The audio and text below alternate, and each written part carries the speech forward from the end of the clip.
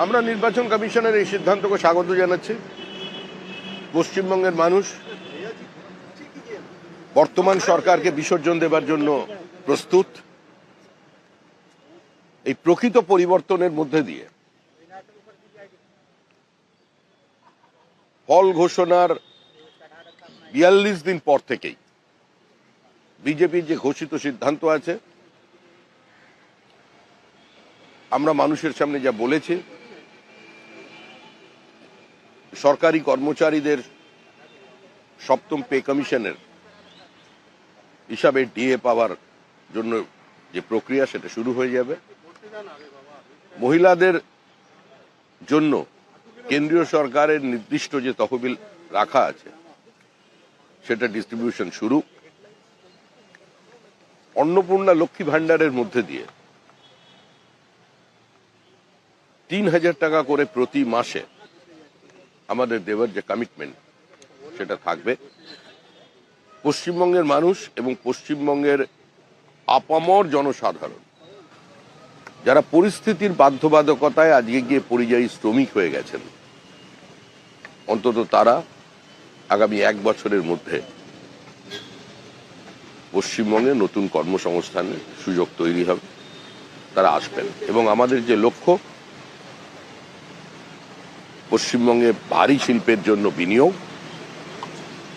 শুধু কৃষি শিল্পের সহাবস্থান নয়, কিংবা ৩ ফসলি জমি অধিগ্রহণের মধ্যে দিয়ে নয়, কৃষকের জমি যদি অধিগ্রহণ করা হয় বাজার দরের থেকে ৩ গুণ বেশি মূল্য, সোলেসিয়ামকে ডাবল করা এবং নির্দিষ্ট শিল্পে কৃষকের অংশীদারিত্বকে প্রতিষ্ঠা করা, এই দিনই আমরা যাচ্ছি। মেধার মর্যাদা দিয়ে নিয়োগ শুরু হবে। এই সরকারের প্রাতিষ্ঠানিক দুর্নীতির কারণে যারা বঞ্চিত হয়েছেন চাকরি প্রার্থীরা, তাদের ৫ বছরের জন্য যে বয়সের রিল্যাক্সেশন সেটা থাকবে। এবং পশ্চিমবঙ্গের প্রকৃতির বিরুদ্ধে যে যুদ্ধ ঘোষণা করেছিল তৃণমূল কংগ্রেস, মানুষের জল, জঙ্গল, জমি কেড়ে নেওয়ার যে অবস্থা তৈরি হয়েছিল, সেটাকে যে কোনো মূল্যে সরকারে আসার সঙ্গে সঙ্গেই সেটা বন্ধ হবে। এবং একই সঙ্গে যাদের পাট্টা কেড়ে নেওয়া হয়েছে তাদের দিকে সরকার নজর রাখবে। আইন শৃঙ্খলার সার্বিক পরিবর্তনের মধ্যে দিয়ে আইনের শাসন প্রতিষ্ঠা করে পশ্চিমবঙ্গের মাটিতে আমরা একটা জিনিস প্রতিষ্ঠিত করতে চাই, যে নতুন সরকার আসছে সেটা যেন সর্বস্পর্শী এবং সর্বব্যাপী হয়। এবং সেই হিসেবেই আমরা আমাদের সংকল্পপত্র তৈরি করছি, সারা পশ্চিমবঙ্গের সর্বত্র মানুষদের সঙ্গে নিয়ে। এবং সর্বোপরি যে বিভাজনের রাজনীতি এ রাজ্যে তৈরি হয়েছে, ঘৃণার রাজনীতি তৈরি হয়েছে, হানাহানির রাজনীতি তৈরি হয়েছে, প্রকাশ্যে দাঙ্গা প্ররোচনা দেওয়ার যে রাজনীতি তৈরি হয়েছে, এগুলো বন্ধ করা হবে। যারা এগুলো করবেন, এ ধরনের ঘৃণা ছড়াবার চেষ্টা করবেন, র্যাডিক্যালাইজেশনের চেষ্টা করবেন, তাদের অবিলম্বে গ্রেপ্তার করা হবে।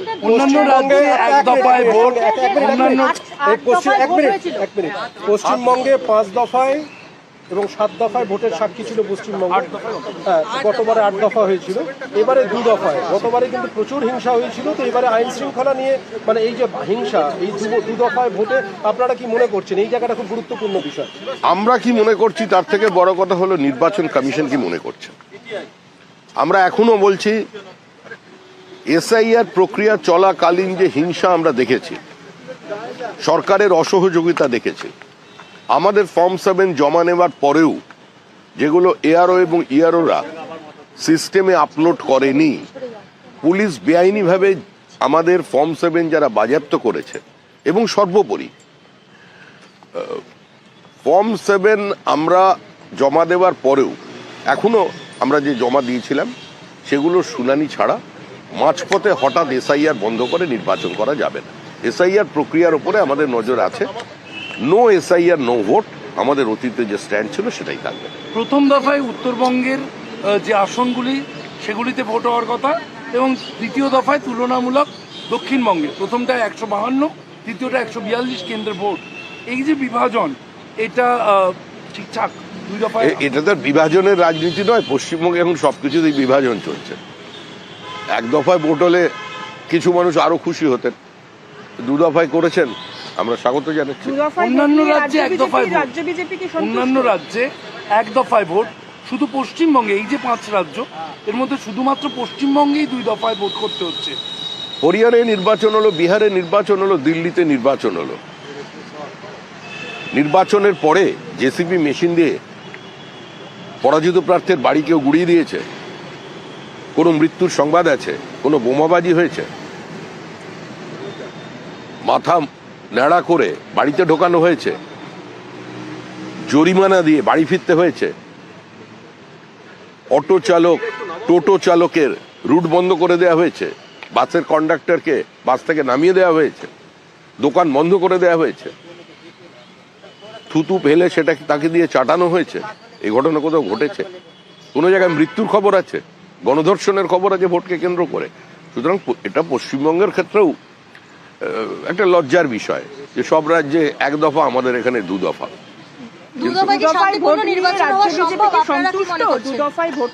আমরা তো স্বাগত জানাচ্ছি। এবার সন্তোষ অসন্তোষের কোনো প্রশ্ন নেই। আমরা নির্বাচন কমিশনের উপরে আস্থা রাখছি, একটি সাংবিধানিক সংস্থা। আমরা মনে করি তারা এখানে শান্তিপূর্ণ ভোট করাতে সক্ষম হবেন এবং তার আগে একটা ভেজাল মুক্ত, ত্রুটিমুক্ত ভোটার লিস্ট মানুষকে উপহার দেবেন। কমিশন বলছে হিংসাবিহীন।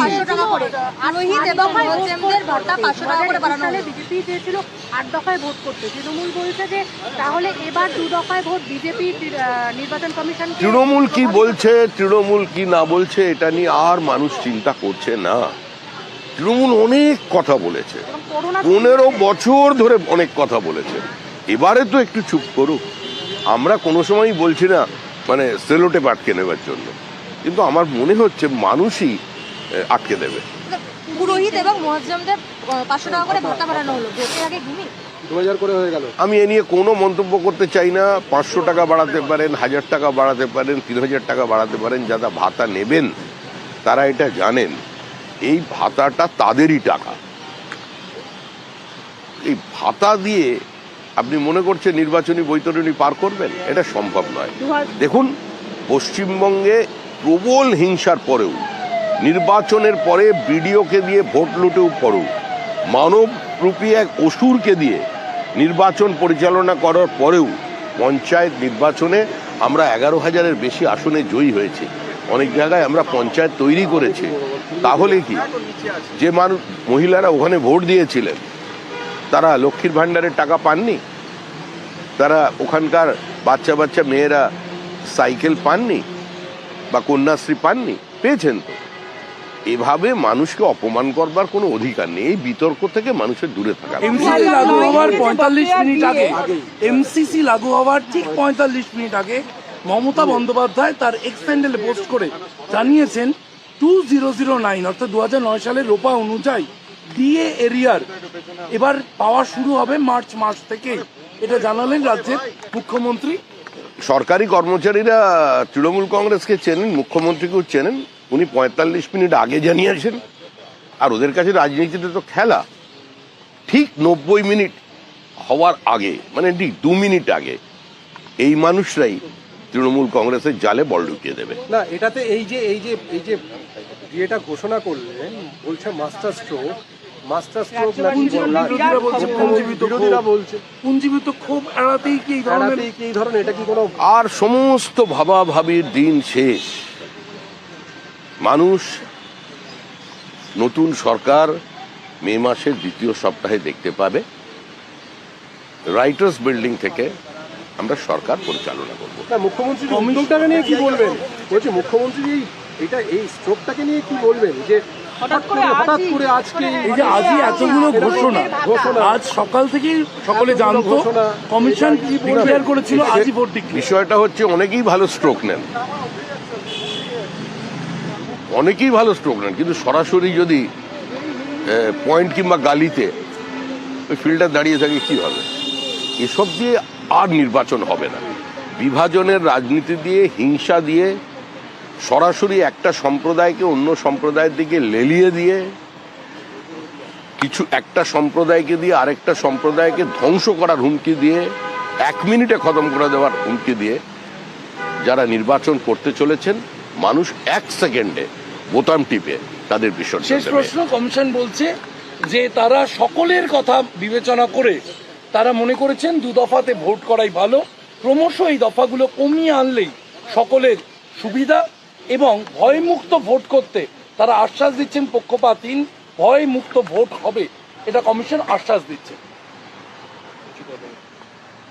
কমিশনের ওপরে তো মানুষের আস্থা আছে, সেই জন্যই তো মানুষ এসআইআর চেয়েছেন। পশ্চিমবঙ্গের মানুষ তো এসআইআর কে সমর্থন করছেন, অংশগ্রহণ করেছেন, এবং যারা বিভ্রান্তি ছড়িয়েছিলেন এবং যারা বিভ্রান্ত হয়েছিলেন তারাও বুঝে গেছেন যে গল্প শেষ। আসল সত্যটা কি, যা করেছে তৃণমূল কংগ্রেস করেছে, তৃণমূল কংগ্রেসকে যেটা করার সেটা মানুষ করে দেবে।